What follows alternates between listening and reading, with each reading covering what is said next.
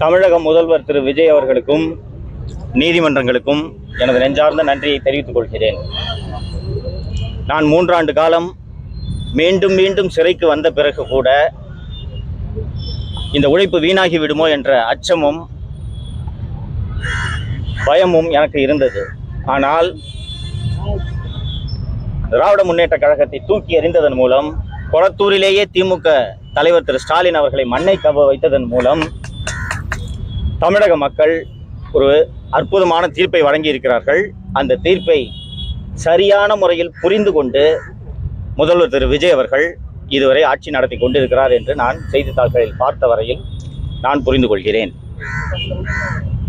தமிழக வெற்றி கழகம் அமைத்துள்ள இந்த கூட்டணி ஆட்சி 5 ஆண்டுகள் முழுமையாக தனது ஆட்சி காலத்தை நிறைவு செய்து தமிழக மக்களுக்கு பல்வேறு நலத்திட்டங்களை செய்ய வேண்டும் என்பதே எனது விருப்பமாக முதல்வரிடம் இந்த நேரத்தில் தெரிவித்துக் கொள்ள விரும்புகிறேன். தமிழக அட்வைசரி போர்டே குண்டாஸ் ரத்து பண்றோம், சஃபிஷியன்ட் இல்ல இவருக்கு மேல குண்டாஸ் போடுறது அப்படின்னு சொல்றாங்க. தமிழக அரசு இப்ப விஜய் தலைமையிலான தமிழக அரசு நீங்க எப்படி பாருங்க? வழக்கமாக அட்வைசரி போர்டுக்கு போய் அப்பியர் ஆன பிறகு குண்டாஸா இந்த அட்வைசரி போர்டு ரத்து பண்ணாங்கன்னா அந்த ஆர்டர் பிரிசனர் ரீச் ஆகிறதுக்கே minimum it will take 8 to 10 days. என்னோட விஷயத்தில் திங்கக்கிழமை அட்வைசரி போர்டு முன்னாடி அப்பியர் ஆனேன். வெட்னஸ்டே ஹோம் டிபார்ட்மெண்ட்டு என்னோட ஆக்ட் 14 டிடென்ஷனை ரத்து செய்து அரசாணையை சிறைக்கு அனுப்பியிருந்தது. அந்த அரசாணையை படித்த வகையில் முதல்வர் திரு விஜய் அவர்களே தலையிட்டு எவ்வளவு விரைவாக முடியுமோ அவ்வளவு விரைவாக குண்டர் சட்டத்தை ரத்து செய்யுங்கள் என்று உத்தரவிட்டதன் விரைவாகத்தான் நான் இவ்வளவு விரைவாக உங்கள் முன் பேசிக் கொண்டிருக்கிறேன். அருண் IPS இன்னும் போஸ்டிங் கொடுக்காம காத்திருப்பதில் வச்சிருக்காங்க. நாட்டில் என்ன நடக்கிறது என்பதை கடந்த 4 ஆண்டு காலமாக 5 ஆண்டு காலமாக அத்தனை பேரும் பார்த்து கொண்டிருந்ததனால்தான் கொளத்தூரில் மு.க. ஸ்டாலின் தோல்வியை தழுவினார். இதையெல்லாம் பார்த்ததனால்தான் திமுக ஆட்சி மீண்டும் வராது என்று அத்தனை எதிர்க்கட்சிகள் அத்தனையும் பிரச்சாரம் செய்தன. அதில் முதல்வர் திரு விஜய் அவர்கள் வெற்றி பெற்றிருக்கிறார். ஸோ இந்த 3 ஆண்டுகளாக சவுக்கு மீடியா ஊழியர்கள் ஒவ்வொருவரும் சந்தித்த துன்பங்கள் என்ன, என் தாயார் ஏன் இப்படி அகால மரணம் அடைய வேண்டும் என்பதையெல்லாம் தாவேகவினரும் சரி முதல்வர் அவர்களும் சரி பார்த்து கொண்டுதான் இருந்திருப்பார்கள். ஸோ அருண் IPS மீது என்ன நடவடிக்கை எடுக்க வேண்டுமோ முதல்வர் நிச்சயம் எடுப்பார் என்ற நம்பிக்கை எனக்கு இருக்கிறது. யாரை வேணுமானாலும் சந்திக்கிறதுக்கு நான் எப்போதும் தயாராக இருக்கிறேன். முதல்வர் அழைப்பு கொடுத்தால் சந்திக்க நான் தயாராக இருக்கிறேன்.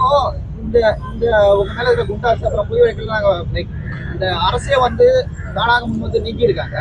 இந்த ஆட்சியில ஊடக சுதந்திரம் இருக்குன்னு சொல்லிட்டு நீங்க ஃபீல் பண்றீங்களா? எதிர்காலத்துல எப்படி இருக்குன்னு? நிச்சயமாக திமுகவை போல ஒரு கொடூர மனது படைத்த ஒரு கட்சி எந்த காலத்திலும் இருக்க முடியாது.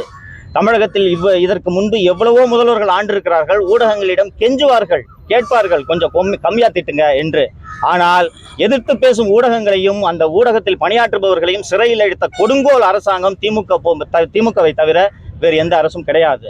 முதல்வர் திரு விஜய் அவர்கள் ஊடகங்களில் வரக்கூடிய ஒவ்வொரு சின்ன சின்ன விமர்சனங்களையும் கவனத்தில் கொண்டு பல்வேறு திருத்தங்களை செய்திருக்கிறார் என்பதை அவரது செயல்பாடுகளிலிருந்து நான் பார்க்க முடிகிறது.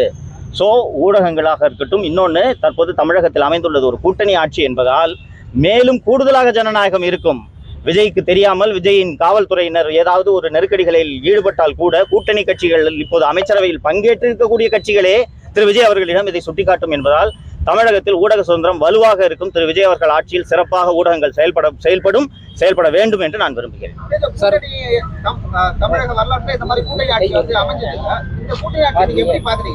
2004 மற்றும் 2009 ஆகிய ஆண்டு காலங்களில் மத்தியிலே மன்மோகன் சிங் தலைமையிலான ஐக்கிய முற்போக்கு கூட்டணி ஆண்ட அந்த 10 ஆண்டு காலத்தில் தான் இந்தியா மிகச்சிறப்பான பொருளாதார வளர்ச்சி அடைந்தது.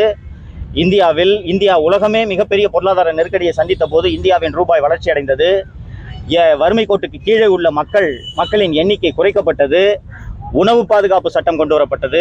தகவல் அறியும் உரிமை சட்டம் கொண்டு வரப்பட்டது. ஸோ இது எல்லாமே அந்த கூட்டணி ஆட்சி என்ற ஒரே காரணத்தால் பல்வேறு கட்சிகள் சேர்ந்து இத்தகைய நலத்திட்டங்களை மக்களுக்கு 100 நாள் வேலை திட்டம் மிக முக்கியமாக இன்று வரை செயல்படுத்தப்பட்டு கொண்டிருக்கக்கூடிய திட்டம், இது எல்லாமே அந்த கூட்டணி ஆட்சியில் அமைந்தது. அதனால் இந்த கூட்டணி ஆட்சியும் சிறப்பாக செயல்படும்.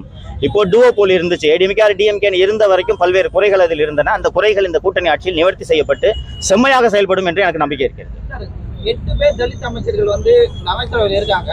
வரலாறுலேயே அந்த மாதிரி இல்லை. இப்போ நாங்கள் சமூக நீதி ஆட்சி தரம் சொல்ற திமுக ஆட்சியிலே அது இல்லை. தமிழக வெற்றி கழகத்தின் ஆட்சியில வந்து அது இருக்கு. நீங்க எப்படி பாக்குறீங்க? அடுத்த தலித் அமைச்சர்கள் ஒரு அமைச்சர் தமிழக வெற்றி கழகம் பெற்ற வெற்றியானது பணம், சாதி, மதம், வயது இவற்றை எல்லாம் கடந்து தமிழக வெற்றி கழகம் வாக்குகளை பெற்றிருக்கிறது, வெற்றி பெற்றிருக்கிறது. இந்த காரணத்தினால் என்ன கேட்டீங்க?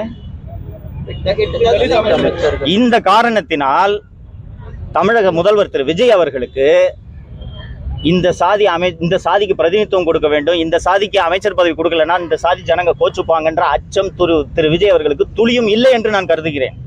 சமூக நீதி பேசக்கூடிய கட்சிகள் 70 ஆண்டுகளுக்கு மேல் தமிழகத்தை ஆண்டிருக்கின்றன. 8 தலித் அமைச்சர்களை நியமிக்க வேண்டும் என்று ஒரு கட்சிக்கு கூட தோன்றவில்லை என்பதை இந்த நேரத்தில் நாம ரொம்ப குறிப்பிட்டு பார்க்கணும்.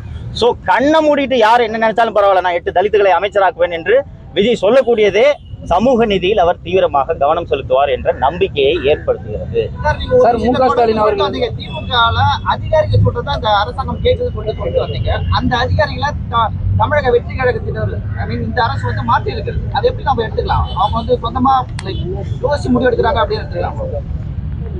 இந்த நடவடிக்கைகள் ஒன்றே, குறிப்பாக ஆவினுக்கு நியமிக்கப்பட்ட அந்த அதிகாரிய நியமனம் எல்லாம் நீங்கள் கணக்கில் கொண்டு பார்த்தீர்கள் என்றால், இந்த நியமனங்களே நாட்டில் நடக்கும் அத்தனையையும் திரு விஜய் அவர்கள் கவனித்துக் கொண்டிருக்கிறார், அல்லது திரு விஜய்க்கு ஆலோசகர்களாக இப்போது இருப்பவர்கள் கவனித்துக் கொண்டிருந்திருக்கின்றனர். ஒவ்வொரு விஷயமாக கையில் எடுத்த நடவடிக்கை எடுத்துக் கொண்டிருக்கின்றனர் என்று மகிழ்ச்சியோடு அந்த செய்தியை நான் பதிவு செய்ய விரும்புகிறேன்.